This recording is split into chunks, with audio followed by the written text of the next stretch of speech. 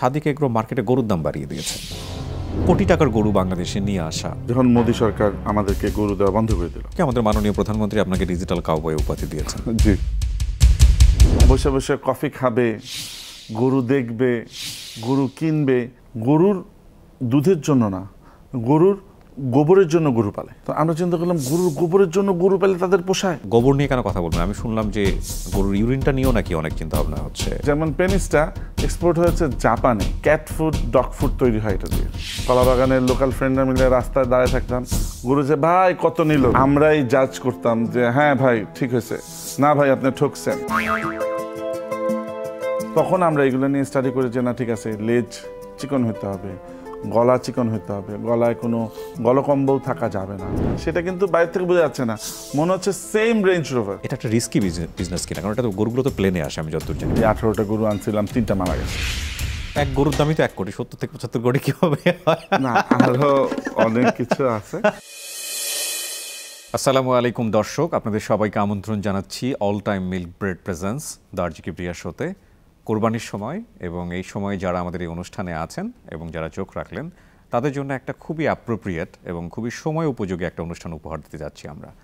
বাংলাদেশের খামার এবং খামারিদের নিয়ে কথা বললে যেই খামার এবং যিনি, যদি আমি খামারি বলি, যার নামটা সবার আগে চলে আসে, তিনি হচ্ছেন সাদিক এগ্রোর ওনার মোহাম্মদ ইমরান হোসেন। তিনি রয়েছেন আজকে আমার অতিথি হিসেবে। চলুন তাকে আমরা স্বাগত জানাই। অনেক ধন্যবাদ জানাচ্ছি ইমরান ভাই আমাকে সময় দেওয়ার জন্য। প্রথমেই ধন্যবাদ। Thank you. কেমন আছেন আপনি? খুব ভালো। ব্যস্ততা কেমন বলেন? ঈদ তো আর বলতে গেলে 10-12 দিনের মতো বোধহয়। মানে আমার আসলে মাল্টিপল সমস্যা। সেটা হচ্ছে, একটা হচ্ছে লেগে ঈদে সামনে রেখে গরু ছাগল বেচা কিনি, তারপরে হচ্ছে লেগে যেহেতু অ্যাসোসিয়েশনের সাথে সম্পৃক্ত, এর জন্য মন্ত্রণালয় অধিদপ্তরকেও অনেক সময় দিতে হয়, কারণ মন্ত্রণালয় অধিদপ্তর যে ডিসিশনগুলো নিবে এই ঈদকে সামনে রেখে, এগুলো তো ফার্মারদের থেকে, মানে খামারিদের মেসেজগুলো তো আমাকেই কনভে করতে হবে। খামারিরা তো সরাসরি এসে মন্ত্রী মহোদয় কিংবা ডিজি মহোদয়ের কাছে তাদের মেসেজ কনভে করতে পারবে না, তো এটাও দেখতে হয়। প্লাস যেহেতু অ্যাসোসিয়েশনের সভাপতি, এর জন্য অনেক মিডিয়া ফোকাসও থাকে আমার দিকে, সেই মিডিয়াগুলোকেও মানে একটু সহযোগিতা করতে হয় এবং সময় দিতে হয়। তো সব কিছু মিলে মানে একটা খামারি একদিকে ব্যস্ত থাকে, সেই তুলনায় আমি আর কি 3 দিকে ব্যস্ত। বিউটিফুল। সম্প্রতি আমি যদি ভুল না করে থাকি, আমাদের মাননীয় প্রধানমন্ত্রী আপনাকে ডিজিটাল কাউবয় উপাধি দিয়েছেন। জি, রাইট। সো একটা বিশাল অ্যাচিভমেন্ট। জি। আর আলোচনা সমালোচনা আছে ডেফিনেটলি, এবং আমি যতদূর জানি যে বাংলাদেশের ইতিহাসে এখন পর্যন্ত সবচাইতে দামি গরু আপনার খামারের। একটা দাম এসছে 1 কোটি প্লাস, যেটা নিয়ে প্রচুর কথাবার্তা হচ্ছিল কিছুদিন আগে, এখনও হচ্ছে। কিছুক্ষণ আগে আমি যখন অনুষ্ঠানটা শুরু করব তার আগে আমি একটা ভিডিও দেখেছি, এটাও সম্ভবত ওই গরুরই জাত হবে, সেটার 75 লাখ আমি দেখলাম। এগুলো নিয়ে আমি কথা বলতে চাই ডেফিনেটলি। আমার দর্শকরা মুখিয়ে থাকবেন আপনার উত্তরের জন্য, এবং আমার প্রচুর জিজ্ঞাসা আছে। আমি একটা সময় খামারের সঙ্গে যুক্ত ছিলাম, যেটা অফ ট্র্যাকে আপনার সঙ্গে আমার আলোচনা হচ্ছিল। আমি একটু প্রথমে জানতে চাই, কত বছরের ক্যারিয়ার আপনার খামার হিসেবে? বেসিকলি আমাদের ফ্যামিলি ফার্ম ছিল সিন্স 1996। ওকে। আর আমি কমার্শিয়ালি ফার্মিং শুরু করছি, মানে সাদিক এগ্রো শুরু করছি আমি 2008-এ। ওকে। মানে কমার্শিয়াল ভেঞ্চার হচ্ছে 16 ইয়ার্স। 16 ইয়ার্স? জি। ওকে। জীবনের সাথে চলে হাই-ফাই, নিশ্চিন্তে খান স্বাস্থ্যকর অল টাইম পান, অল টাইম হেলদি লাইফ। তার আগে আমি একটু একেবারে শৈশব থেকে যদি আসতে চাই, আপনার পরিবারে বড় হয়ে ওঠা, ফ্যামিলিতে কারা কারা ছিলেন, সব কিছু মিলিয়ে কোথায় বড় হয়েছেন, কেমন ছিল পরিবেশ? আমার দাদাবাড়ি নানাবাড়ি হচ্ছে সিলেট। জি। দাদাবাড়ি হচ্ছে সিলেট গোলাপগঞ্জ, নানাবাড়ি হচ্ছে সিলেট বিয়ানীবাজার। ওকে। আমরা 10 ভাই বোন। 10 ভাই বোন? 10 ভাই, একই মায়ের পেটের? একই মায়ের পেটে। আমরা 4 ভাই 6 বোন। আমি 10 ভাই বোনের মধ্যে আমি 9 নাম্বার। ওকে। আর 4 ভাইয়ের মধ্যে আমি সবচেয়ে ছোট। ওকে। তো ছোটবেলা থেকে আসলে পশু পাখির ব্যাপারে আমার অন্যরকম নেক ছিল। কবুতর পালতাম, মুরগি পালতাম, বিলাই পালতাম। এইগুলা আমার ছোটবেলা থেকে আসলে নেক ছিল। দাদাবাড়ি নানাবাড়ি গেলে কিছু না কিছু একটা সাথে করে নিয়ে আসতাম। তো ওই জায়গা থেকে আসলে আস্তে আস্তে আস্তে আস্তে আগ্রহ বাড়লো। 1996-এ আমরা 4 ভাই শবে বরাতের দিন বসে আছি, ছুটি, একসঙ্গে 4 ভাই বসে নাস্তা করতেছি। আমাদের সব ভাই বোনদের জন্ম কলাবাগানে। ও। আমাদের কলাবাগানে আমাদের নিজেদের বাসা, সব ভাই বোনদের জন্মই আমাদের কলাবাগানে। ওকে, কলাবাগানের বাসাটা আমাদের কলাবাগানের দ্বিতীয় বিল্ডিং ছিল, মানে আমরা কলাবাগানে অনেক পুরনো, মানে আপনারা যখন কলাবাগানে ছিলেন তখন ওটা কলাবাগানই ছিল। এক্স্যাক্টলি, আশেপাশে তেমন একটা বিল্ডিং ছিল না। জি, তো আমরা 4 ভাই মিলে সকালবেলা নাস্তা টেবিলে বসা, এর মধ্যে বড় ভাই বললো যে চল আমাদের ফ্যাক্টরি আছে হচ্ছে হেমায়তপুরে, তো হেমায়তপুরের পিছনে হচ্ছে সিংগাইর হাট, যে আজকে সিংগাইর হাট চল সবাই মিলে একটু সিংগাইর হাটে যাই, দেখি আচ্ছা, কুরবানির গরু আগে ভাগে কিনে ফেলা যায়। কোন বয়সের গল্প এটা? 1996। আপনি তখন কিসে পড়ছেন? ও লেভেল দেওয়া শেষ, এ লেভেলের প্রিপারেশন নিচ্ছি। আপনার অল ইংলিশ মিডিয়াম? আমি all English medium. Okay, fine, it's very interesting finding. আমি জানি না এত কিছুতে সবাই নক করেছে কিনা। হ্যাঁ, তারপর? আচ্ছা, তো আমি সবাই মিলে আমরা তখন গেলাম, আমরা 4 ভাই যে 16টা গরু কিনে ফেললাম। 16টা গরু কিনে ফেলছি আমাদের কোরবানির জন্য। এতগুলো গরু লাগবে আপনাদের কোরবানিতে? আমাদের কোরবানিতে অনেকগুলো গরুই লাগে, মানে বেশি বেশি করে মানুষকে দেয়া হয়, মানে সবাই কাউকে 1 টুকরা 2 টুকরা দেওয়া হয় না, যাকেই দেওয়া হয় 2 কেজি 3 কেজি 5 কেজি এভাবে করে দেওয়া হয়। 16টা গরু কিনলেন আপনারা একই পরিবার থেকে? একই পরিবার থেকে আমরা 16টা গরু কিনলাম। গরু কিন্তু তখন রাখারও জায়গা ছিল না, রাইট। আমাদের ফ্যাক্টরির বিল্ডিং এর বিভিন্ন পিলারের সাথে বেঁধে রাখা হলো। কিসের ফ্যাক্টরি ছিল আপনাদের? আমাদের স্টিলের ফ্যাক্টরি, যারা আমাদের রঙিন টিন, এটার আমরা 4 ভাই মালিক। সো ইউ গাইজ আর, আপনারা তো বাই বর্ন অনেক অনেক অর্থের মালিক। সো ওনারা হচ্ছে মানে জন্ম থেকেই বিজনেসের সঙ্গে আছে। সো এটা, এই নলেজটা সামহাও কাজে লেগেছে আজকের দিনে হয়তো বা। হ্যাঁ, তারপর কি হলো? তো পরে 3 দিনের মধ্যে আমরা গরুর ঘর তৈরি করলাম, গরুর রাখাল নিয়ে আসলাম। তো এইভাবে গরু কিনে তারপরে গরুর রাখার ব্যবস্থা করছি। আমার মনে হয় এইরকম ভেঞ্চার খুব কম আছে। মানুষ আগে গরুর ঘর বানায়, রাইট, তারপর গরুর লোক ঠিক করে, তারপর গরু কিনতে যায়। রাইট। বাট আমাদের ব্যাপারটা ছিল জাস্ট অপোজিট। তো যাই হোক, প্রথম বছর গরু পেলে 3 মাস 4 মাস গরু পেলে, গরু কোরবানি দিয়ে ভাইরা খুব খুশি। পরের বছর হলো কি, আমরা কোরবানি ঈদের 1 দিন 2 দিন পরেই আমরা 4 ভাই মিলে আবার নেমে গেলাম, এই চলো কোরবানি গরু কিনতে যাই। ওকে, মানে ওটা মজা পেয়ে গেছেন আপনারা? হ্যাঁ, মজা পেয়ে গেছে। তো সবাই মিলে আবার গরু কিনতে গেলাম। আমরা 4 ভাই, আমরা ছোটবেলা থেকেই 4 ভাই। আব্বা যখন সুস্থ ছিল আব্বা সাথে যেত, আর না হলে আমরা 4 ভাই সবসময় একসাথে কোরবানির গরু কিনতে যেতাম, সবার পছন্দ মতন। আমি ফার্স্ট যখন ক্লাস 2তে পড়ি, ইন দ্য ইয়ার 1983 কিংবা 4-এ, তখন মানে ওই যে কোরবানির গরু কিনে গরুর সাথে হাইটে হেঁটে আসাটা কিন্তু একটা বিশাল বীরত্বের ব্যাপার ছিল তখন আমাদের জন্য। আর আমরা স্কুল শেষ হলে কলাবাগানের লোকাল ফ্রেন্ডরা মিলে রাস্তায় দাঁড়িয়ে থাকতাম, গরু যে ভাই কত নিল। এটা কিন্তু একটা আমাদের ওই কোরবানি ঈদকে ঘিরে একটা বেস্ট টাইম পাস ছিল।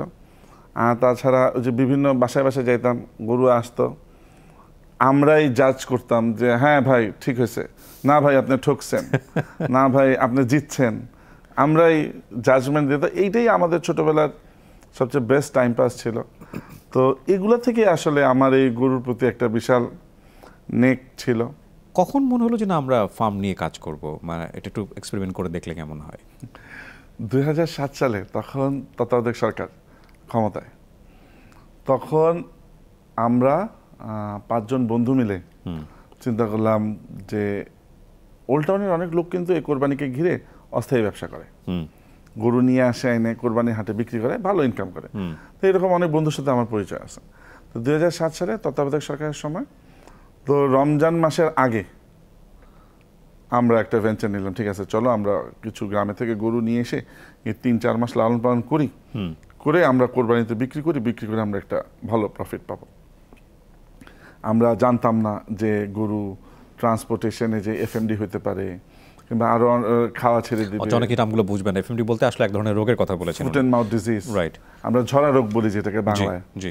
হ্যাঁ, তো কথা হচ্ছে লেগে আমরা গরু নিয়ে আসলাম, প্রথম দিন 10টা 5টা 20টা করে আমরা টোটাল 45টা গরু নিয়ে আসছি।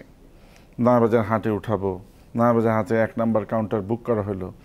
সেই বছরই প্রথম নয়াবাজার হাটটা রাস্তার মধ্যে মেলতে দিল না। যে তত্ত্বাবধায়ক সরকারের যে প্রধান ছিলেন উনি এই বাবুবাজার ব্রিজ দিয়ে ওনার দেশে যাবেন, এর জন্য এটা জ্যাম রাখা যাবে না, এটা ক্লিয়ার রাখতে হবে। তো এটা একটা ডিজাস্টার ছিল। আমরা 45টা গরুর মধ্যে কোরবানির হাটে 2টা গরু বিক্রি করতে সক্ষম হয়েছিলাম। তো ওই সময় ছিল একটা ভাইব উঠছিল যে যারাই হাটে থেকে বেশি দাম দিয়ে বড় গরু কিনবে দুদক নাকি তাদেরকে ধরবে। তখন তো বাংলাদেশে যে বড় বড় ব্যবসায়ীদেরকে নিয়ে অনেক রকমের স্ক্যান্ডাল হইলো, তো যার কারণে এই বড় গরু বিক্রিটা একদম জিরো হয়ে গেল। তো পরবর্তীতে এই গরুগুলাকে নিয়ে যে আমরা আবার আমাদের রাখারও টেম্পোরারি শেড ছিল, আমরা যখন হাটে নিয়ে আসছিলাম তখন টেম্পোরারি শেডটা আমরা করে ফেলছিলাম, ডিসমেন্টাল করে ফেলছিলাম, ওটাকে আবার ইনস্টল করে আবার গরুগুলোকে এই জায়গায় নিয়ে ঢুকাইছি। ঢুকায় এখন এই গরুগুলো কি করব। তারপরে মাংসের বাজারও খুব খারাপ, কোরবানির পরে মাংসের বাজার খারাপ থাকে, কারণ সবার কাছে গরু গোস্ত আছে, কেউ কিনতে যায় না। তো এগুলাকে 10-15 দিন রেখে একটা দুইটা করে আবার কসাই মার্কেটে, এত বড় গরু কসাই মার্কেটে কিনতে চায় না। তো সব কিছু মিলে আমাদের যা ইনভেস্টমেন্ট ছিল 5 জন মিলে আমরা তার হাফ পাইছিলাম, মানে loss 50% of the loss of the investment. Okay. তো তখন আমার একটা জিত ছিল যে না, I will see to it, আমি হার মানবো না, আমি পিছিয়ে যাব না, I will see to it. তো 2008-এ তখন আমি একটা পার্মানেন্ট ভেঞ্চার শুরু করলাম। মানে লস করে আপনি পার্মানেন্ট ভেঞ্চার শুরু করলেন? এক্স্যাক্টলি। এটার নাম সাদিক এগ্রো? এটার নাম সাদিক এগ্রো। আচ্ছা, এই সাদিক বলতে আপনাকে অনেকেই চেনে, সাদিক নামে চেনে অনেকে, ইমরান নামে চেনে না, এটা আমরা শুরুতে বলছিলাম। সাদিক অনেকে মনে করতে পারেন ওনার বেবির নাম বোধহয়, বিষয়টা এরকম না, এটাও একটু বলেন আমাদের দর্শক। Sadiq is an Arabic word meaning friends. আমরা আমার খুব ছোটবেলায় আমরা 2 বন্ধু, ও দেখতে অনেকটা আমার মতন। তো we are friends since play group, মানে both of us are 45 years old, but we know each other for 40 years. ওকে। তো আমরা 2 জন মিলে এটা শুরু করলাম। ওকে। এবং আমাদের এই যে এত বছরের পার্টনারশিপ, অনেকে বলে যে এত বছর ধরে তোদের পার্টনারশিপ চলতেছে। হ্যাঁ, আমি যে ডিসিশন নেই ও বলে ঠিক আছে ইমরান গুড, ও যদি কোনো ডিসিশন নেয় গুড, কোনো যদি ভুলও হয় okay good, no problem, it's experience. হ্যাঁ, গো অ্যাহেড, ফাইন। সো আপনারা শুরু করলেন সাদিক এগ্রো, এবং আমরা যতদূর জানি এটা মোহাম্মদপুরে শুরু হয়েছিল বোধহয়, রাইট? এটা হচ্ছে লাগে এখন যে র্যাপ ট্যুর যে অফিসটা আছে কবরস্থানের এই জায়গায় শুরু করেছে। ওকে। তো ঢাকা শহরে এরকম একটা জায়গাতে তখন কি ডিটেল আইডিয়া ছিল যে লাইক আমরা কি করতে চাচ্ছি, শুধু কোরবানি কেন্দ্রিক বিজনেসই করবো নাকি আলটিমেটলি সারা বছরই আমরা, মানে ইনিশিয়ালি আমরা তো জানি যে ক্যাটলিং বিভিন্ন টাইপের হয়, আপনারা কি চিন্তা করছিলেন? আমাদের চিন্তা ছিল হচ্ছে তখন আমরা দেখতাম দুধ নিয়ে প্রচুর অ্যাডাল্ট্রেশনের মিডিয়াতে আসতো, আমার অনেক জায়গায় শুনতাম যে দুধ নিয়ে কত রকম অ্যাডাল্ট্রেশন হচ্ছে। তো আমাদের তখন আমরা 2 বন্ধু মিলে যেটা ডিসাইড করছিলাম যে আমরা মানুষকে ভালো দুধ খাওয়াবো, ভালো দুধ খাওয়াতে পারাটাও একটা ইবাদত। তো আমরা ওই জিনিসটা নিয়ে শুরু করছিলাম। আমরা প্রথমে 7টা দুধের গরু নিয়ে শুরু করছিলাম। ওকে। 7টা দুধের গরু নিয়ে আসছি, পরের দিন সকালে দুধ দোয়াইছি, কিন্তু দুধ কোথায় বিক্রি করব, কার কাছে যে বিক্রি করবো এটাও জানা ছিল না। তারপরে আমরা দুধ ফ্রি অফ কস্ট আমাদের বন্ধু বান্ধব আত্মীয় স্বজনের বাসায় বোতলে ভরে ভরে ডেলিভারি দিছি। পরে আমরা না, এইভাবে তো হবে না। আমরা তখন ওই যে আইসক্রিমের গাড়ি আছে না, ভিতরে ঠান্ডা থাকে, আমরা আইসক্রিমের গাড়ি একটা কিনলাম, তারপরে প্যাকেট বানালাম, প্যাকেটে দুধ ভরে সিল করলাম, সিল করে এখন হোম ডেলিভারি দেওয়া শুরু করলাম। হোম ডেলিভারিতে সমস্যা হচ্ছিল যেহেতু এটা ফ্রেশ মিল্ক, প্রসেসড না, প্যাস্চুরাইজ কিংবা প্রসেসড হলে শেলফ লাইফটা বাড়ে, কিন্তু এটা যেহেতু fresh milk, full cream milk, অনেক ভালনারেবল। তো আমরা 100 কেজি দুধ ডেলিভারি করলে পরের দিন 20-25 কেজি দুধ নষ্ট হয়ে গেছে কমপ্লেন আসতো। ওগুলো আবার রিপ্লেসমেন্ট দিতে হইতো। তো আমাদের আসলে অনেক ফেজ গেছে, অনেক ট্রায়াল অ্যান্ড এররে আমরা গেছি। আমরা 2-3 বছর হোম ডেলিভারি করছি। আমরা প্রত্যেক দিন হাইয়েস্ট 450 কেজি পর্যন্ত দুধ ডেলিভারি করছে প্রত্যেক দিন। সো গ্র্যাজুয়ালি এটা ডেভেলপ করছিল। হ্যাঁ।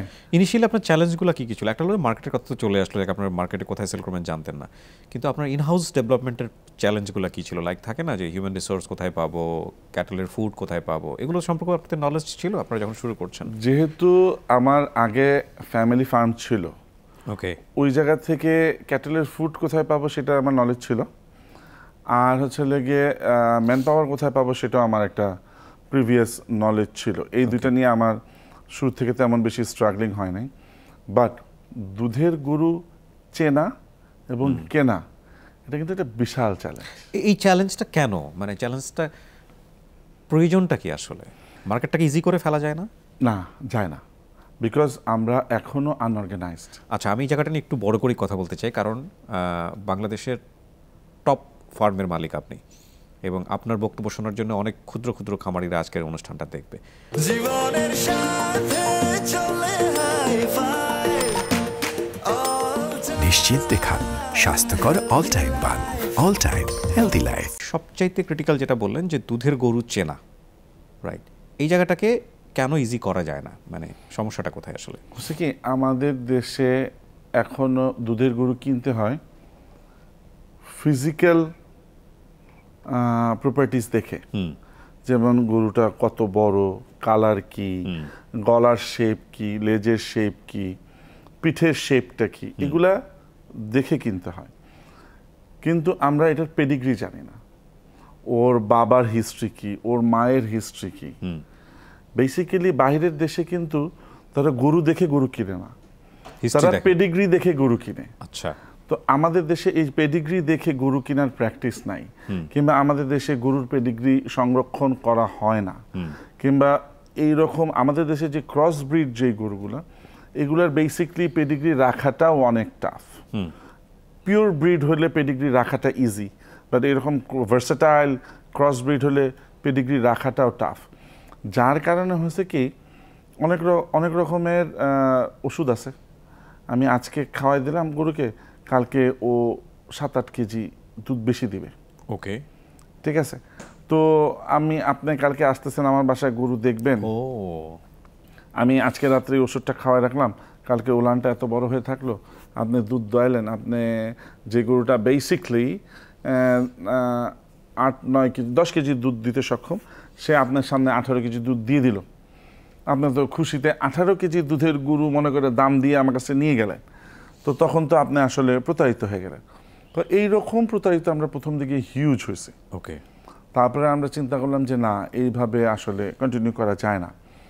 তখন আমরা এটা নিয়ে স্টাডি করলাম যে আসলে আমরা তাহলে ফিজিক্যাল প্রপার্টিটা, আমরা তখন আর দুধের দিকে যেতাম না। ওকে, ঠিক আছে, যে ফিজিক্যাল প্রপার্টিগুলো আমরা স্টাডি করলাম যে কোন কোন ফিজিক্যাল প্রপার্টি আসলে বেশি দুধের গরুকে সিম্বলাইজ করে।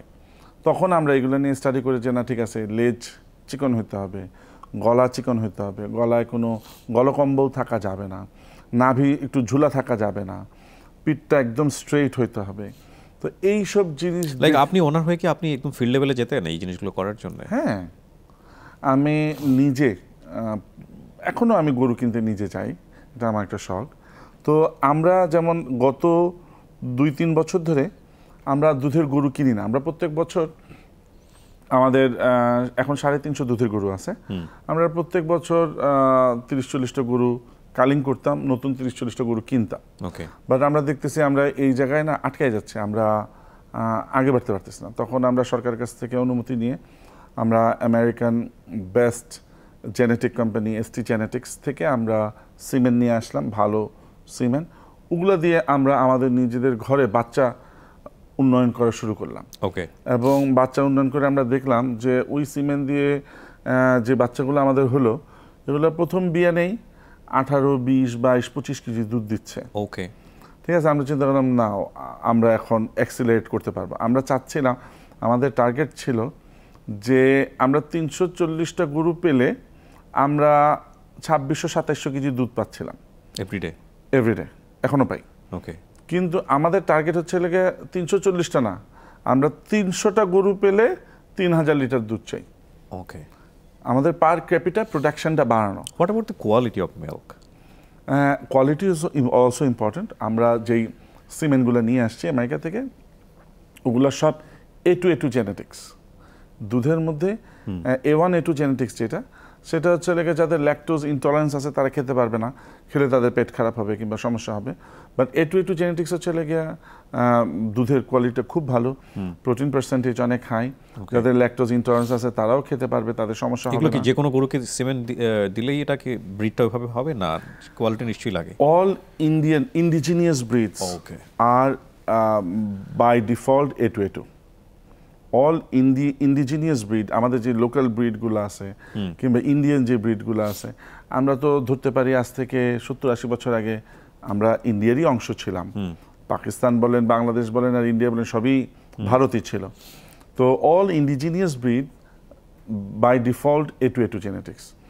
বাট আমরা যে হোলস্টিন ফিজিয়ানটা পালি, ক্রস হোলস্টিন ফিজিয়ান, এগুলা A2A2 জেনেটিক্স ছিল না। এগুলাকে দুধের কোয়ালিটি বাড়ানোর জন্য A2A2 করা হয়েছে। আচ্ছা, তো আমাদের দেশের যে গতানুগতিক সিমেন্টগুলো পাওয়া যায়, সবগুলা সিমেন্টে A2A2 জেনেটিক্স নাই। বাট আমরা যেগুলা আমেরিকা থেকে নিয়ে আসছি, ওগুলা আমরা ওই A2A2 জেনেটিক্সটা দেখেই নিয়ে আসছি, যে দুধের প্রোডাকশনটা একটু কম হলেও যেন দুধের মানটা একটু বেশি ভালো হয়। এই যে আপনি এত ইনডেপথ গেলেন, এগুলো কি আপনার ব্যবসায়িক প্রয়োজনেই আপনাকে টাইম টু টাইম জানতে হয়েছে? লাইক নিজে আমরা তো যেটা শুনি সরকারের কাছ থেকে, আপনি একটা খামারি হবেন, প্রথমে ট্রেনিং নেন, কোথাও গিয়ে জ্ঞান অর্জন করেন, তো আপনার যে ইনডেপথ নলেজ, এটা কিভাবে হলো? আসলে আমরা যে জায়গায় ঠেকছি সেই জায়গায় শিখছি। আমরা সেই জায়গা থেকে পিছনে আসার কথা কখনো চিন্তা করি নাই। কারণ আমি আপনাকে একটা মজার এক্সাম্পল দিই। আমরা কোভিড 2020 26শে মার্চ সারা বাংলাদেশ লকডাউন। এখন বাজার, কাঁচা বাজার, গরুর হাট সব বন্ধ হয়ে গেছে। রাইট। আমরা অনলাইনে গরু গোস্ত বিক্রি করা শুরু করলাম। আমরা প্রত্যেকদিন 300-400 কেজি, 500 কেজি। রমজান মাসের আগের দিন, মানে পহেলা রমজান যেদিন শুরু হবে তার আগের দিন আমরা 1400 কেজি গরুর মাংস অনলাইনে সেল করেছি, হোম ডেলিভারি দিছি। তো এই যে গরু কাটতেছি, মাংস ডেলিভারি দিচ্ছি, প্রত্যেক দিন 2 কেজি, 3 কেজি, 5 কেজি করে মাংস ফ্রিজে থেকে যাচ্ছে। ফর এক্সাম্পল, আমার আজকে আসছে 340 কেজি অর্ডার, কারণ আমার একুরেট 340 কেজি গোস্ত হবে এরকম গরু তো আর পাওয়া যাবে না। তাহলে 5 কেজি 7 কেজি বেশি কনসিডার করতে হবে। তো ওই মাংসটা জমতে জমতে 10 দিন পরে আমার যে ছেলেটা এই গরু প্রসেসিংগুলো করে, ও বলতেছে, স্যার আরেকটা ফ্রিজ কিনে দেন, ফ্রিজ ভরে গেছে। ফ্রিজ ভরে গেছে মানে মাংস দিয়ে যে রোজ 2 কেজি, 5 কেজি, 7 কেজি, 10 কেজি করে জমতে জমতে ফ্রিজটা ভরে গেছে। আমরা তো এগুলো কাউকে দেওয়া যায় না। স্যার, কেউ ফ্রিজের মাংস নিতে চায় না, সবাই ফ্রেশ মাংস নিয়ে নিজে ফ্রিজে রেখে খাবে আস্তে আস্তে, কিন্তু ফ্রিজ থেকে মাংস নেবে না। আমরা ডোন্ট ওয়ারি, কালকের থেকে আমরা নতুন ভেঞ্চার, আমরা কালকে থেকে তেহারি বিক্রি করবো অনলাইনে। ঠিক আছে? আমি আপনার তেহারি অর্ডার দিয়েছিলাম যখন আমি রাইস খেতাম, বাই দ্য ওয়ে এখন আমি রাইস খাই না। জি, ইট ওয়াজ গুড। হ্যাঁ, তো আমরা শুরু করলাম, ঠিক আছে, টুডে আওয়ার নিউ ভেঞ্চার, বাবুর্চি ডাকাও, পাতিল কেন, কালকের থেকে আমরা তেহারি বিক্রি করব।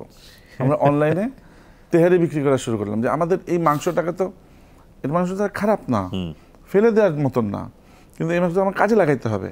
তো আমরা এখন এই মাংস দিয়ে তেহারি রান্তাম। আমাদের আজকে মাংস ডেলিভারি যাওয়ার পরে 10 কেজি রয়েছে, আজকে এই 10 কেজি মাংসেরই তেহারি হবে, বেশি হবে না। ওকে, আমরা চাইলে ইনফিনিটি অ্যামাউন্ট করবো না।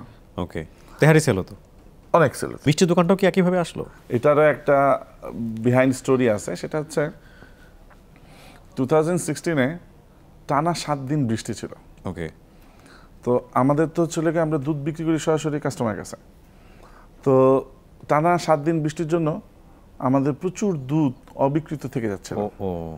এখন আমি বললাম, অবিকৃত থাকলে তো আর হবে না, তাহলে ক্রিম সেপারেটর মেশিন নিয়ে আসো, আয়না ক্রিম সেপারেট করো, ক্রিম সেপারেট করে ঘি বানাও। তাহলে এখন এটা কি করবো, এই দুধটা কি করবো, এই দুধটা আবার গরুকে খাওয়াই দিতাম। গরু তো গরুর দুধ খায়। আচ্ছা আচ্ছা, তাহলে আমার কিছুটা কস্ট এফেক্টিভ হলো। পরে চিন্তা করলাম, আচ্ছা ঠিক আছে, এক কাজ করে একটা দইয়ের কারিগর আনো। দই বানানো শুরু হলো। আমরা মালাই মাওয়া বললাম, আচ্ছা ঠিক আছে, আমরা এক কাজ করি, মালাই মাওয়া বানায় আমরা মিষ্টির দোকানগুলোতে সাপ্লাই দিই। তো মিষ্টির দোকানে দেখলাম যে তারা যেটা মাওয়া 800 টাকা কেজি বিক্রি করতেছে, তারা আমার কাছ থেকে সেটা 350 টাকা, 400 টাকা কেজি কিনতে চায়। হ্যাঁ, তো আমি চিন্তা করলাম যে না, এটাও করা যাবে না, তাহলে আমরা একটা সেল সেন্টার করো। আমরা যেই ফ্লোরটাতে দুধ বিক্রি করি, ওই জায়গায় সুন্দর একটা ছোট্ট একটা ডিসপ্লে ফ্রিজার রাখলাম। ওই জায়গায় দই, মিষ্টি, ঘি দিয়ে ছোট্ট একটা ফ্রিজ, আচ্ছা, ডিসপ্লে ফ্রিজে থাকে ছোট, ওইরকম ছোট্ট একটা ফ্রিজ দিয়ে আমরা শুরু করলাম। মানুষ যারা দুধ নিতে আসতো, তারা 1 কেজি দই নিত কিংবা আধা কেজি মিষ্টি নিত। আমরা আবার থেকে গেলে অনেকে কমপ্লিমেন্টারিও দিতাম। আচ্ছা, খাওয়াইতাম কাস্টমাররা আসলে। তো এইভাবে আস্তে আস্তে 2016 থেকে আমাদের মিষ্টি, দই, দুধ এগুলো এখনো চলমান? হ্যাঁ, এখনো চলমান। ও বিউটিফুল। সো তার মানে কোনো কিছুই আসলে ওয়েস্টেজ না, সব কিছুকে আসলে ম্যানেজমেন্টের আন্ডারে নিয়ে আসা সম্ভব।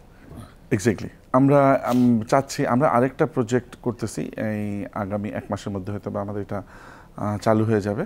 আমরা দেখছি ইন্ডিয়াতে অনেক গরু ফার্ম আছে, তারা গরুর দুধের জন্য না, গরুর গোবরের জন্য গরু পালে। তো আমরা চিন্তা করলাম গরুর গোবরের জন্য গরু পালে তাদের পোষায়, তাহলে আমাদের তো তাহলে এই যে ল্যাপস রয়ে গেছে, তাহলে আমি যদি গরুর গোবর থেকে একটা বড় রেভিনিউ আর্ন করতে পারি তাহলে তো আমার প্রফিট নিশ্চিত। ট্রু। আমি ফেলে দিচ্ছি, আমি কোনো কাউন্টেই নিচ্ছি না। তখন আমরা শুরু করলাম বাংলাদেশে, আমার মনে হয় এত বড় বায়োগ্যাস প্ল্যান্ট বোধহয় কারণ নাই, 1114 মিটার কিউব আমরা একটা বায়োগ্যাস প্ল্যান্ট। কোথায় এটা? অলরেডি বরদেশ, বৈলাপুর। ওকে। আমিনবাজার ব্রিজের একটু পরে। শুরু হয়েছে নাকি এস্টাবলিশড? আমরা অলরেডি কনস্ট্রাকশন কাজ শেষ। আমরা গোবর ফিডিং দিয়ে শুরু করছি। গোবর ফিডিং দিয়ে শুরু করলে এটার গ্যাসের প্রোডাকশন আসতে প্রায় 60 থেকে 70 দিন সময় লাগবে। তো আমরা ওইটার জন্য ওয়েট করতেছি। ইন দ্য মিন টাইম আমরা একটা কম্প্রেসার আনাইছি, ওইটা দিয়ে আমরা এই গ্যাসটাকে বোতলজাত করে ফেলবো। ওকে। হ্যাঁ, আমাদের যেমন কিচেনে প্রচুর গ্যাস লাগে, আমাদের প্রত্যেক মাসে প্রায় 8 থেকে 10 লাখ টাকার এলপি গ্যাস কিনতে হয়। আমরা এটাকে বোতলজাত করে আমাদের কিচেনে নিয়ে আসবো। ওকে। সো আপনাদের কিচেনকে এটা সাপোর্ট করবে? আমাদের কিচেনকে এটা সাপোর্ট দেবে। আর যে স্যালারিটা বের হয়ে আসবে বায়োগ্যাস প্রডিউস করার পরে, ওইটা কিন্তু কম্পোস্ট স্যালারি। এক্স্যাক্টলি।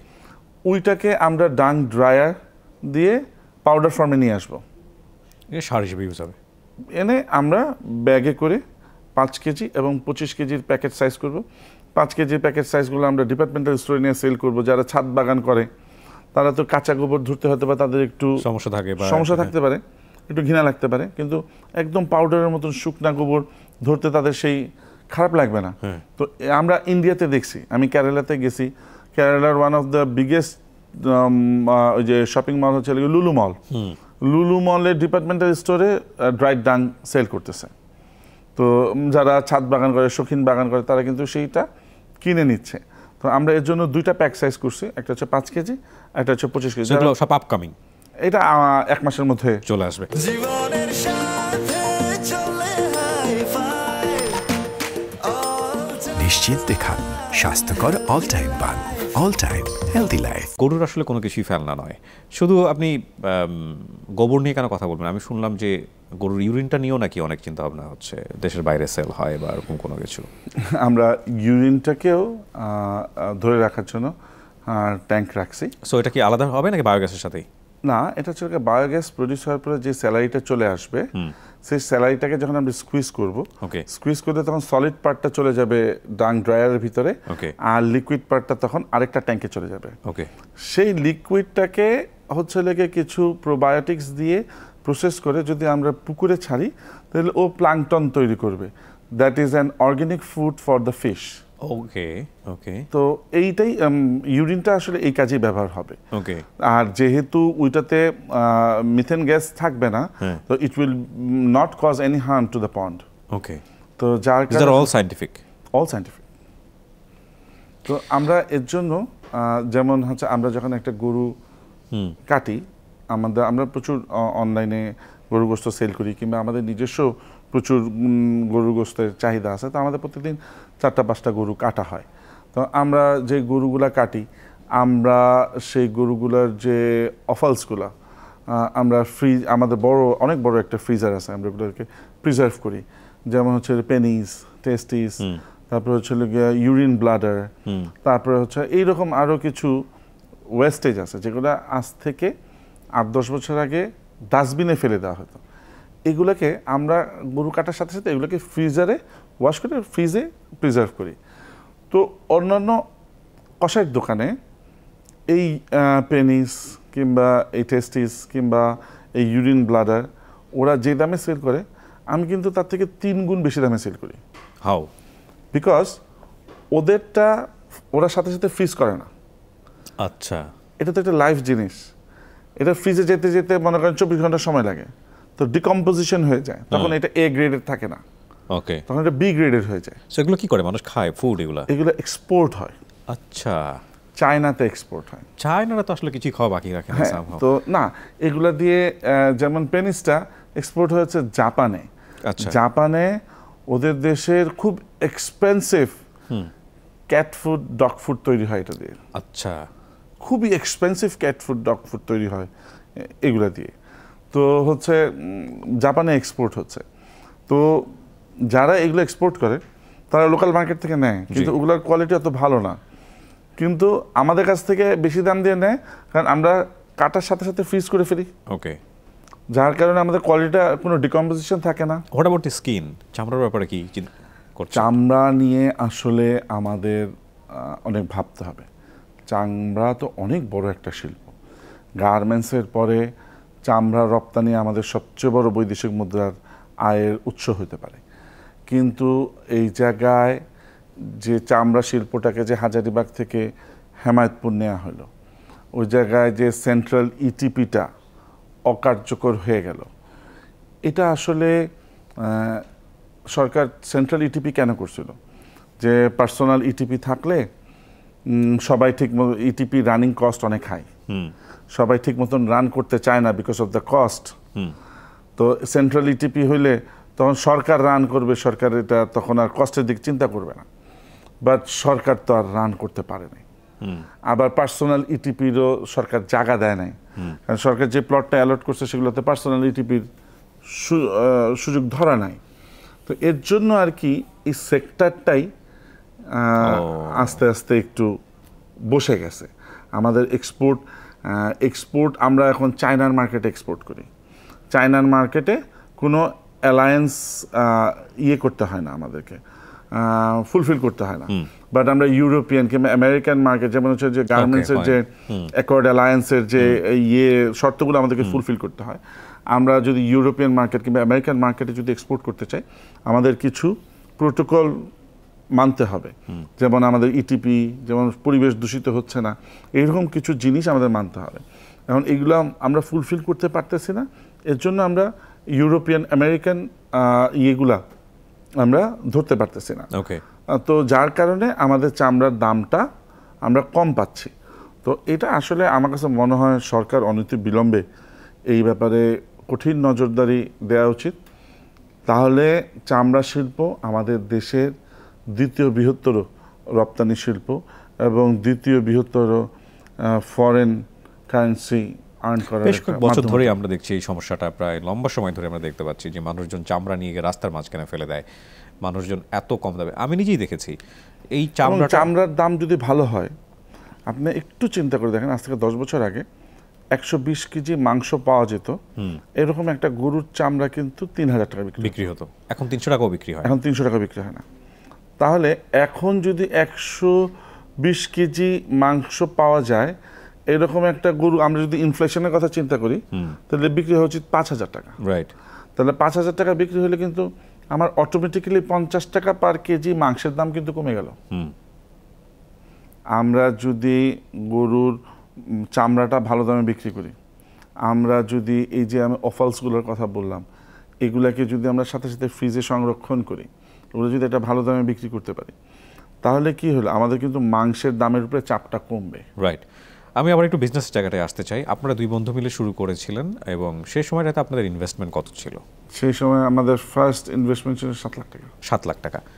আজকে এটা কতজন মানুষের খামার, মানে কাজের দিক থেকে কতজন এমপ্লয়ি আছে এখানে? আমাদের এই জায়গায় তো অনেকগুলো উইং আছে, যেমন আমাদের ফ্যাটারিং ফার্ম আছে, আমাদের ডেইরি ফার্ম আছে, আমাদের মিল্ক প্রসেসিং আছে, আমাদের বেকারি আছে, আমাদের মিট প্রসেসিং আছে, আমাদের 8টা আউটলেট আছে, আমাদের সাভার ক্যান্টনমেন্টের পিছনে আমাদের 650 বিঘা জায়গা লিজ নিয়ে অর্গ্যানিক ভেজিটেবল ফার্ম আছে, অর্গ্যানিক ফিশ ফার্ম আছে, অর্গ্যানিক পোলট্রি ফার্ম আছে। এগুলো সবই সাদিক এগ্রোর আন্ডারে? সব সাদিক এগ্রোর আন্ডারে।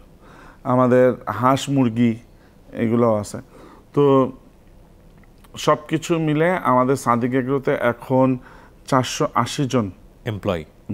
যখন শুরু করেছিলেন তখন কতজন ছিল? 3 জন। আলহামদুলিল্লাহ। ফার্স্ট অ্যাসেট ভ্যালু কত টাকার হতে পারে সাদিক এগ্রোর এই মুহূর্তে? সাদিক এগ্রোর এখন অ্যাসেট ভ্যালু হবে হয়তোবা 70-75 কোটি টাকার মতন। 70 থেকে 75 কোটি। এক গরুর দামই তো 1 কোটি, 70 থেকে 75 কোটি কিভাবে হয়? না, আরো অনেক কিছু আছে, সব গরু তো আর 1 কোটি না। তো কথা হচ্ছে লেগে, আর হচ্ছে গুডউইলের ভ্যালু আছে অনেক। না, ডেফিনেটলি ব্র্যান্ড ভ্যালু যেটাকে আমরা বলি। Brand value. সো ব্রেক ইভেন্টে আসতে কত বছর লেগেছে? 3 বছর। 3 বছরের মধ্যে তো ভেরি শার্প, অতি দ্রুত। মানে এটা কিভাবে সম্ভব হলো? মানে আপনার এই তো সে অর্থে তেমন গ্রাউন্ড নলেজ ছিল না, বাট ফার্ম ছিল, ফ্যামিলি, সেটা বলছিলেন আপনি, কিন্তু 3 বছরের মধ্যে আপনার ব্রেক ইভেন্টে এসেছেন, এটা তো অসাধারণ ব্যাপার, তাও ঢাকার মতো শহরে। এই জায়গায় একটা হচ্ছে কি, আমরা প্রথম থেকেই একটা অ্যাডভান্টেজ পাইছি, সেটা হচ্ছে আমরা দুধটা যখন সরাসরি কাস্টমারের কাছে বিক্রি করছি, জি, আমরা সেলিং প্রাইসটা অনেক ভালো পাইছি। ওকে। আমরা এখনও যেহেতু দুধটা সরাসরি কাস্টমারের কাছে বিক্রি করি, অন্যান্য খামার যারা একটু ঢাকার অদূরে, তারা যে দামে দুধটা বিক্রি করে তার থেকে হয়তো বা 20 টাকা 30 টাকা কেজিতে আমরা বেশি বিক্রি করতে পারি। ওকে। যার কারণে আমাদের যেহেতু এন্ড সেলিং প্রাইসটা একটু হাই, এর জন্য আমরা খুব তাড়াতাড়ি ব্রেক ইভেনে চলে আসি। আর একটা ইন্সপিরেশন আছে, সেটা হচ্ছে my father was a dialysis patient for 16 years. তো আব্বাকে আমি সপ্তাহে 3 দিন ডায়ালাইসিসে নিয়ে যেতাম। তা আমি নিয়ে গেলে আব্বা ডায়ালাইসিসের সময় শুয়ে থাকতো কিংবা ঘুমিয়ে থাকতো, আমি আশেপাশে সবার সঙ্গে খুব গল্প করতাম। আমি কখনো এক জায়গায় গেলে মুখ বন্ধ করে বসে থাকতে পারি না। তো ওই জায়গায় একজন অতিরিক্ত সচিব কৃষি মন্ত্রণালয়, রিটায়ার্ড অতিরিক্ত সচিব কৃষি মন্ত্রণালয়ে, উনি আব্বার সাথে ডায়ালাইসিস করতেন। তো ওনার সঙ্গে বসে আমি খুব গল্প করতাম। তো উনি আমাকে একটা ফর্মুলা বলছিলেন, আমি এটা এখনও ভুলবো না, আমি সবাইকে এটা ক্যারি করার চেষ্টা করি। সেটা হচ্ছে for any agro based industry, owner's footstep is the best fertiliser. উনি আমাকে বলে গেছিলেন এবং এটা আমি পুঙ্খানুপুঙ্খভাবে এখনো ফলো করি। নিজের পা দিতে হবে। সবাইকে বলি যে তুমি যদি অ্যাগ্রো ইন্ডাস্ট্রি করতে চাও, এই জিনিসটা করতে পারলেই করো, নাহলে ফেইলিয়ার নিশ্চিত। নিজের খামারে নিজে যাও, নিজের গরু, নিজের প্রপার্টিগুলোকে নিজের হাত দিয়ে ধরো, নিজের হাত দিয়ে যত্ন করো। তো যার কারণে আমার কাছে মনে হয় আমরা এত তাড়াতাড়ি এটা আসতে পারছি। জি, নিশ্চয়ই। এবং আপনারা অনেক স্বপ্ন দেখাচ্ছেন, বাংলাদেশে একটা বেঞ্চমার্ক তৈরি করেছেন, একটা ব্র্যান্ড তৈরি হয়েছে ফার্মের ক্ষেত্রে, আমরা যেটা দেখছি। এবং শুধু আপনি একার জন্য করেননি, অ্যাসোসিয়েশন কিন্তু এখন একটা লিড করছে ফার্মিং ইন্ডাস্ট্রিতে, সেটার প্রেসিডেন্ট আপনি। জীবনের সাথে চলে হাই ফাই, নিশ্চিন্তে খান স্বাস্থ্যকর অল টাইম পান। All time healthy life. একই সাথে এটাও বলা হয়ে থাকে সাদিক এগ্রোর কে নিয়ে, যে সাদিক এগ্রো মার্কেটে গরুর দাম বাড়িয়ে দিয়েছে। অনেক ফ্রেন্ড সার্কেল আমরা অনেকেই বলেন, কতটুকু সত্য আসলে, কেনই বা বলে, আপনার কি মনে হয়? আসলে আমি আপনাকে একটা কথা বলি, সেটা হচ্ছে 2014 সালে যখন মোদী সরকার আমাদেরকে গরু দেওয়া বন্ধ করে দিল, জি, এটা কিন্তু আমাদের বাংলাদেশ সরকারের ডিসিশন ছিল না, এটা ইন্ডিয়ান গভর্নমেন্টের ডিসিশন ছিল যে তারা they will not export any more live cattles to Bangladesh. তো তখন কি হলো, তখন আমাদের বাংলাদেশের আভ্যন্তরীণ উৎপাদন ছিল 35%, 65% কিন্তু আমরা ইন্ডিয়ার উপরে নির্ভরশীল ছিলাম।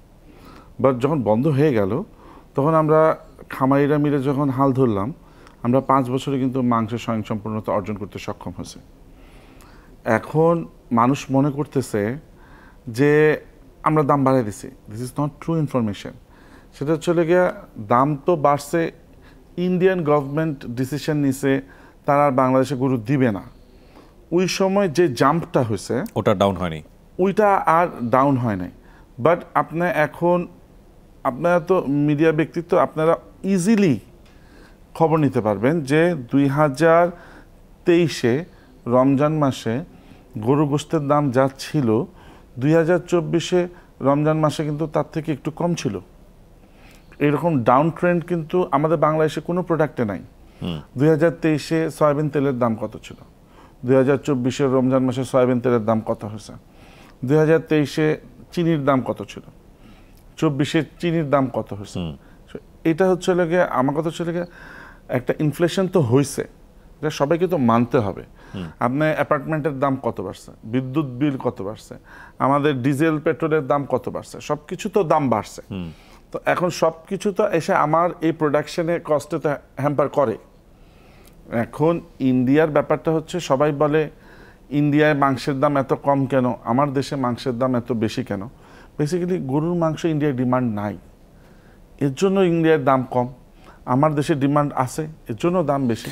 আমি আপনার সঙ্গে কিছু কিছু বিষয় অবশ্যই একমত। আমি আরেকটা বিষয় একটু ফোকাস করতে চাই, এই যে কোটি টাকার গরু বাংলাদেশে নিয়ে আসা, এটা কি একটা আলোচনা সমালোচনা খুব ইন্টেনশনালি তৈরি করার জন্য, নাকি ঠিক আছে মার্কেট বুঝিয়ে নিয়ে আসে? কারণ কোটি টাকার গরু কে কিনবে বাংলাদেশে আসলে? বাংলাদেশে কিন্তু রাস্তাঘাটে কম দেখা যায়, বা রোলস রয়েস কিন্তু 5-7টা আছে। তা আমি যখন দেখলাম বাংলাদেশে রাস্তাঘাটে রোলস রয়েস চলতেছে, তাহলে রোলস রয়েস যারা চলে তারা কোরবানির গরু তো ওই রকমই হইতে হবে। আমি চিন্তা করলাম তাহলে কোটি টাকার গরুও সো চলবে। দে আর ইওর কাস্টমার অ্যাকচুয়ালি? তারা আমার সব কাস্টমার না। ওকে। আমার কোটি টাকার গরু তো আছে 1-2টা, বাট আমার 1.5 লাখ 2 লাখ 3 লাখ টাকা দামের গরু আছে কিন্তু 600। জি। আমার কিন্তু 15 লাখ টাকা দামের ছাগল আছে একটা, কিন্তু আমার কিন্তু 15,000 টাকা দামের ছাগল আছে কিন্তু 1200টা। কেউ কিন্তু আমার 15,000 টাকা দামের 1200 ছাগলের কথা নিয়ে কথা বলতেছে বলবে না। না। আমার 15 লাখ টাকা দামের একটা ছাগল নিয়ে সবাই বেশি কথা ব্যস্ত। বলবে, এটাই true, because of the uniqueness. হ্যাঁ হ্যাঁ, তো আমার কথা হচ্ছে লেগে ওই 15,000 টাকা দামের খাসি যে আমি সাদিক এগ্রো বিক্রি করি, এটা নিয়ে সমালোচনা করার কিছু নাই, কথা বলার কিছু নাই, তো ব্যাকবাইটিং করার কিছু নাই। এর জন্য এগুলো নিয়ে কথা না, কিন্তু হচ্ছে না। আসলে দামটা এরকম কিনা, মানে আপনারা যেটার কথা বল, পেডিয়াট্রি বলছেন বোধহয়, যে একটা Pedigree। পেডিগ্রি।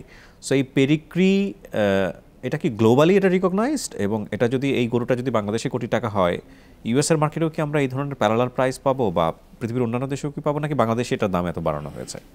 আপনি অবশ্যই ওয়ার্ল্ডের সব জায়গায় এই জিনিসটাই প্যারালেলি পাবেন।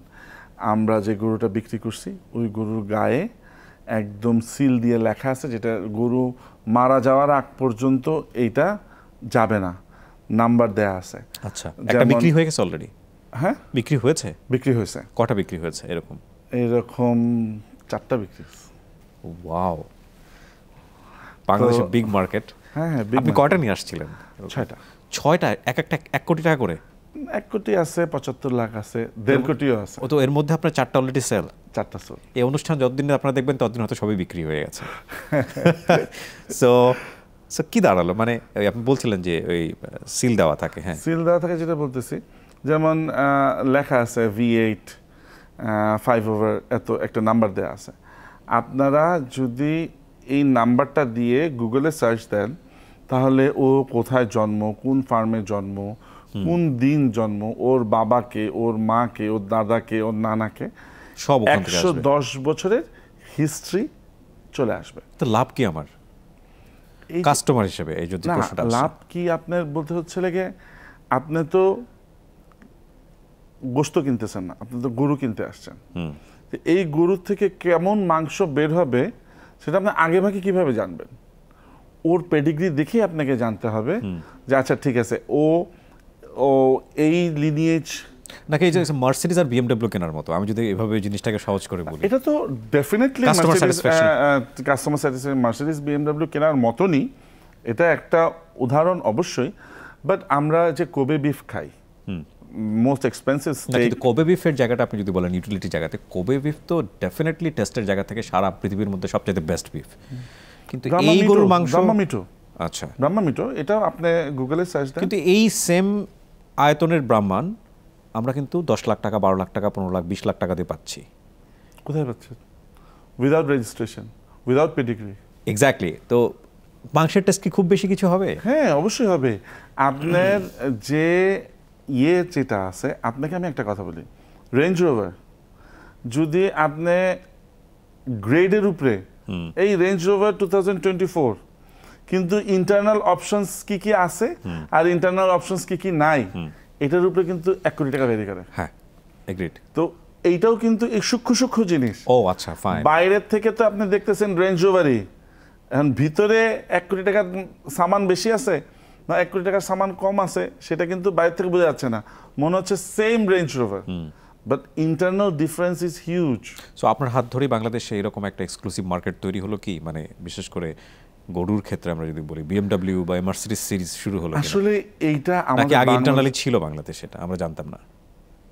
হয়তোবা ছিল, হয়তোবা ওনাদের ইচ্ছা ছিল এরকম গরু কেনার, কিন্তু ওনারা স্কোপ পাচ্ছিল না। ওকে, কিনতে, এর জন্য কিনতে পারতেছিল না। ওকে। ওনারা এখন স্কোপ পাইছে, এখন কিনতেছে। So basically you know the customer first.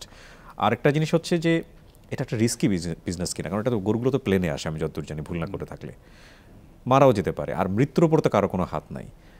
সেগুলো কি আপনি চিন্তা ভাবনা করেছেন কখনো? অবশ্যই আমরা যে গরু আনছি 18টা গরু আনছিলাম 3টা মারা গেছে এইবার হ্যাঁ তো সো ওই 3টার দাম বাকি 15টার উপর চলে গেছে। যাইতেই হবে, নাহলে ইট ইজ business টিকবে না। Business, it is business.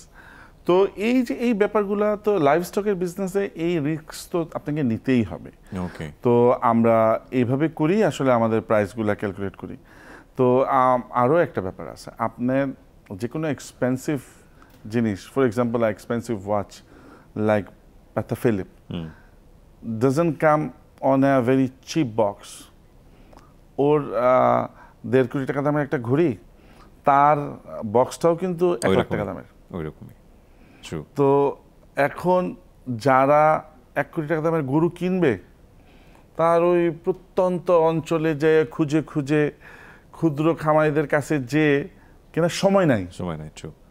হাটে হাঁটু পেকে যাওয়ার তার সময় নাই, অভ্যাস নাই, যাইতে পারে না। ওনারা আসবে, ওনাদের জন্য সোফার ব্যবস্থা আছে, ওনারা বসে বসে কফি খাবে, গরু দেখবে, গরু কিনবে, এই এনভায়রনমেন্টটাও তো আমরা ক্রিয়েট করছি। ওকে, তো এক একজনকে দেখেন, বাংলাদেশে অনেক ভালো ভালো হসপিটাল আছে, এক্সপেন্সিভ হসপিটাল আছে, আবার বাংলাদেশে কিন্তু ঢাকা মেডিকেলও আছে। বাংলাদেশের সব এক্সপেন্সিভ হসপিটাল থেকে কিন্তু বেশি রোগী ট্রিটমেন্ট পায় কিন্তু ঢাকা মেডিকেলে। এখন সবাই কি ঢাকা মেডিকেলে যাবে? যাবে না। আলোচনা সমালোচনার প্রয়োজন আছে, এবং বাংলাদেশে যে মার্কেটটা আছে সেটাও আপনি এস্টাবলিশ করে দিলেন। আমরা ক্রাউডের কাছে সেটা নিয়ে আসলাম, মোটামুটি ক্লিয়ার। নইলে এই গরুগুলোতে সেল হচ্ছে, মূল কথা হচ্ছে এটা। আমরা একেবারে শেষের দিকে চলে এসেছি। এক কথায় যদি একটু অ্যাডভাইস চাই, পরামর্শ চাই, বিশেষ করে আমার যারা ক্ষুদ্র খামারি আছেন, যারা এটাকে প্রফেশন হিসেবে নিতে চান, যারা বিজনেসটাকে অনেক বড় করতে চান, তাদের জন্য আপনার যদি পরামর্শ থাকে অ্যাসোসিয়েশনের president. There is a science. আপনাকে অবশ্যই ট্রেনিং নিয়ে আসতে হবে। আমরা যেমন অনেক বেশি স্টাবার্ন ছিলাম যে আমরা করবই, সবার ভিতরে এরকম স্টাবার্ননেস নাও থাকতে পারে। তো আপনারা হয়তো বা 1 বছর 2 বছর লস খেয়ে হোঁচট খেয়ে যেতে পারেন। তা আপনারা যদি সাস্টেনেবল ডেভেলপমেন্ট চান, আপনারা যদি মনে করেন না আমরা এই সেক্টরে আসছি, আমরা টিকবই, তাহলে আপনারা এই সেক্টরে আসার আগে বেশি বেশি বেশি বেশি করে ট্রেনিং নেন। আর প্রথমেই গরুর ঘরটা লাখ লাখ টাকা খরচ করে বানায়েন না। সব বিজনেস সবাইকে স্যুট করে না। আপনি একদম মিনিমাম খরচে 40-50 হাজার 1 লাখ টাকা খরচ করে কোনো মতো একটা ঘর বানান, কোনো মতো একটা ঘর বানান। ওই পাকা হাউস করতে হবে, পাকা দালান করতে হবে, ইটস নট নেসেসারি। রাইট। আপনি কোনো মতো একটা ঘর বানান, ঘর বানায় গরু নিয়ে আসেন, দেখেন এই বিজনেসটা আপনাকে স্যুট করে কিনা। যদি না স্যুট করে, আপনার গরু বিক্রি করে কিন্তু আপনার একটা ক্যাপিটাল হারভেস্ট হয়ে যাবে, তেমন একটা লস হবে না, কিন্তু এই ঘরটা কিন্তু আপনার পুরোটা লস হয়ে যাবে। তো আপনি এই কাজটা করেন না। তো আমার কাছে মনে হয় এই দুইটা ভেরি ইম্পর্টেন্ট ইস্যু। অনেক ধন্যবাদ ভাই, আপনার ব্যস্ত সময়ের কিছুটা সময় আপনি আমাদেরকে দিলেন, এবং আপনার বিজনেসের জন্য অনেক অনেক শুভকামনা থাকছে। Thank you so much. অনেক ভালো থাকবেন। দর্শক, এই ছিল আমাদের আজকের আয়োজন। যারা আমাদের সঙ্গে ছিলেন তাদেরকে আগাম অনুষ্ঠান দেখার আমন্ত্রণ জানিয়ে আজকে আমরা এখানেই শেষ করছি। সবাই অনেক ভালো থাকুন। আসসালামু আলাইকুম।